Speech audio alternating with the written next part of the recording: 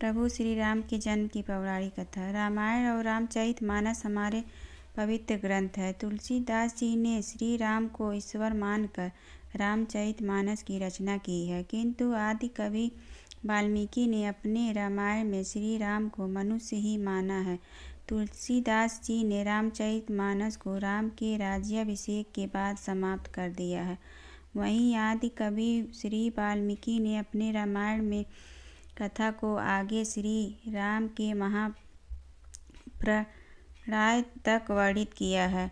महाराजा दशरथ ने पुत्र प्राप्ति हेतु यज्ञ आरंभ करने की ठानी। महाराज की आज्ञा अनुसार श्यामकर्ण घोड़ा चतुरंगिनी सेना के साथ छुड़वा दिया गया। महाराज दशरथ ने समस्त मनस्वी तपस्वी विद्वान ऋषि मुनियों तथा वेद विज्ञ प्रकांड पंडितों को यज्ञ संपन्न कराने के लिए बुलवा दिया। निश्चित समय आने पर समस्त अभ्यागतों के साथ महाराज दशरथ अपने गुरु वशिष्ठ जी तथा अपने परम मित्र अंगदेश के अधिपति लोभपाद के जमाता रिंग ऋषि को लेकर यज्ञ मंडप में पधारे। इस प्रकार महान यज्ञ का विधिवत शुभारंभ किया गया। संपूर्ण वातावरण वेदों की ऋचाओं के उच्च स्वर में पाठ से गूंजने तथा समिधा की सुगंध से महकने लगा।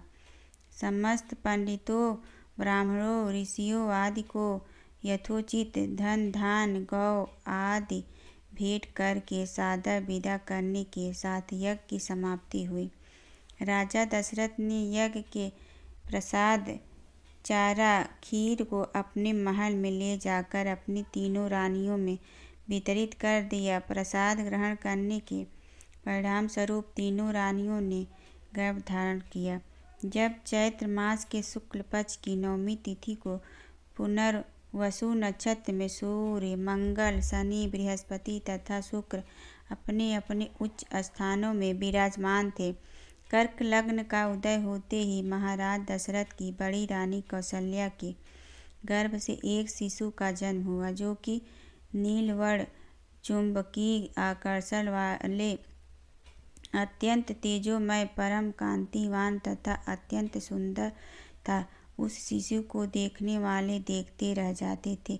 इसके पश्चात शुभ नक्षत्रों और शुभ घड़ी में महारानी कैकेयी के एक तथा तीसरी रानी सुमित्रा के 2 तेजस्वी पुत्रों का जन्म हुआ। संपूर्ण राज्य में आनंद मनाया जाने लगा। महाराज के 4 पुत्रों के जन्म के उल्लास में गंधर्व गान करने लगे और अप्सराएं नृत्य करने लगी। देवता अपने विमानों में बैठकर पुष्प वर्षा करने लगे। महाराज ने उन्मुक्त हस्त से राजद्वार पर आए भाट चारण तथा आशीर्वाद देने वाले ब्राह्मणों और याचकों को दान दक्षिणा दी। पुरस्कार में प्रजाजनों को धन धान्य तथा दरबारियों को रत्न आभूषण प्रदान किए गए। 4 पुत्रों का नामकरण संस्कार महर्षि वशिष्ठ के द्वारा किया गया था। उनके नाम रामचंद्र भरत लक्ष्मण और शत्रुघ्न रखे गए।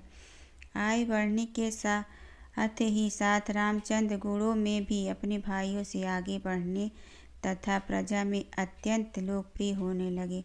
उनमें अत्यंत विलक्षण प्रतिभा थी, जिसके परिणाम स्वरूप अल्पकाल में ही वे समस्त विषयों में पारंगत हो गए। उन्हें सभी प्रकार के अस्त्र शस्त्रों को चलाने तथा हाथी घोड़े एवं सभी प्रकार के वाहनों की सवारी में उन्हें असाधारण निपुणता प्राप्त हो गई।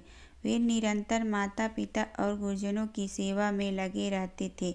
उनका अनुसरण शेष 3 भाई भी करते थे। गुरुजनों के प्रति जितनी श्रद्धा भक्ति इन 4 भाइयों में थी, उतना ही उनमें परस्पर प्रेम और सौहार्द भी था।